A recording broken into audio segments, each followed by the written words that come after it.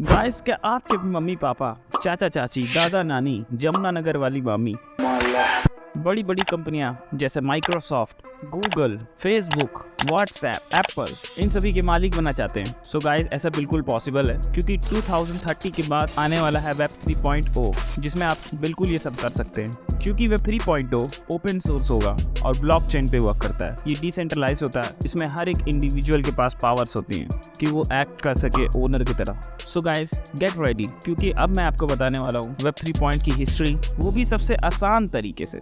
Web क्या होता है? अगर हम इसकी डिफिनेशन की तरफ जाएं तो a web service is a software system design to support computer to computer interaction over the internet. I know ये कुछ ज़्यादा हो गया, मैं आपको इसको हिंदी में बताता हूँ। इसका मतलब ये है, वेब हमारा एक सॉफ्टवेयर है जो कि बनाया गया है एक कंप्यूटर का दूसरे कंप्यूटर से इंटरेक्शन के लिए, मतलब आपस में इंफॉर्मेशन शेयर करने के लिए इंटरनेट के ऊपर। वेब 1.0 और स्टैटिक वेब, ये 1990s में डिस्कवर हुआ था और इस समय जो भी वेबसाइट्स होती थी वो सभी सिर्फ HTML से डिज़ाइन होती थी। तो ये बहुत सिंपल होती थी और इसमें वन वे कम्युनिकेशन होता था इन्फॉर्मेशंस का। और इस समय आप जो भी वेबसाइट को विजिट करते थे वहाँ पे इन्फॉर्मेशन आपको एज अ न्यूज़ लेटर के फॉर्म में मिलती थी, मतलब सिर्फ टेक्स्ट लिखे रहते थे वहाँ पे, बस आप उसको रीड कर सकते थे, ना उस पर कुछ कमेंट कर सकते थे और ना ही कुछ डाउनलोड कर सकते थे। और इस समय याहू सर्च इंजन चलता था जिसकी स्पीड बहुत स्लो होती थी। ये फर्स्ट जनरेशन थी वर्ल्ड वाइड वेब के फाउंडेशन की। वेब 2.0 ये सेकंड जनरेशन थी वर्ल्ड वाइड वेब की। ये अर्ली 2000s में लॉन्च हुआ था और अभी तक चल रहा है। इस एरा में एक शिफ्ट दिखाई दिया था सोशल मीडिया की तरफ, जिसमें dynamic web applications, user generated content की तरफ थोड़ा सा शिफ्ट दिखाई दिया था, जैसे कि यूट्यूब, विकिपीडिया एटसेट्रा। इस एरा में मोबाइल फोन्स एंड स्मार्टफोन्स को बढ़ावा मिला और ये मोबाइल फ्रेंडली बन गया।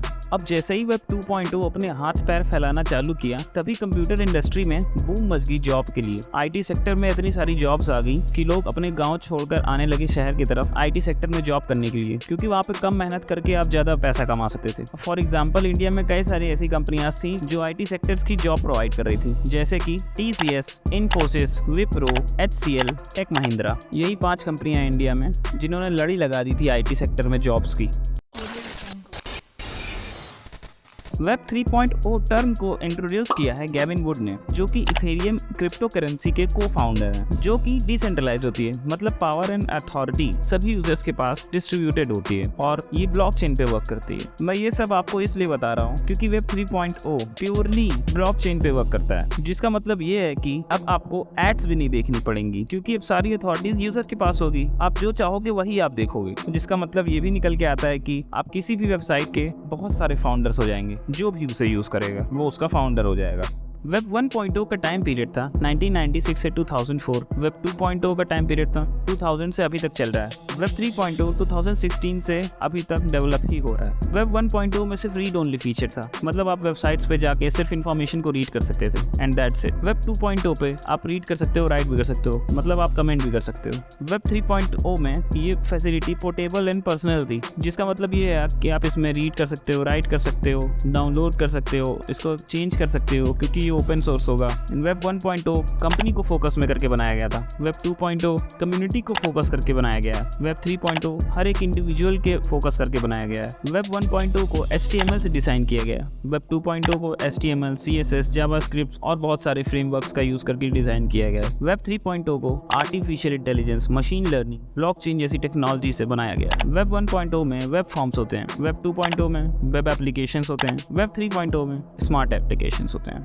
सो गाइस, अभी आप जो एप्स एंड टेक्नोलॉजीज यूज कर रहे हैं, वो जब वेब 3.0 आएगा तो उसमें आपको एक अपडेटेड वर्जन दिखाई देगा उन्हीं सब चीज का, जैसे कि Google pre search, Chrome brave, GoDaddy ENS, WhatsApp का स्टेटस, पेपैल का मेटामास्क, फेसबुक का डिस्ट्रिक्ट, स्पॉटिफाई का ऑडियंस, यूट्यूब Odyssey। और गाइस, आपको क्या लगता है कि वेब 3.0 आएगा या नहीं? क्योंकि इसके ऊपर बहुत सारी कंट्रोवर्सीज चल रही हैं अभी, जैसे कि जैक डॉर्सी, जो कि एक्स CEO हैं ट्विटर के, उन्होंने कहा है कि कोई भी वेबसाइट डिसेंट्रलाइज नहीं हो सकती, मतलब कि उसके बहुत सारे ओनर्स नहीं हो सकते, हमें सिर्फ एक ही ओनर असाइन करना होगा उसका। गाइस, आप ही सोचो, अगर आप कोई वेबसाइट बनाते हो और उसके आप ओनर खुद ही नहीं हो तो आपको कैसा लगेगा? तो बस यही उनका एक कंसर्न है। और गाइस, आपको क्या लगता है इसके मामले में कि वेब 3.0 में डिसेंट्रलाइजेशन होना चाहिए वेबसाइट्स का या नहीं, और बहुत सारे एप्लीकेशंस का? आप इसके बारे में अपनी राय कमेंट में दीजिए and thank you for watching the video.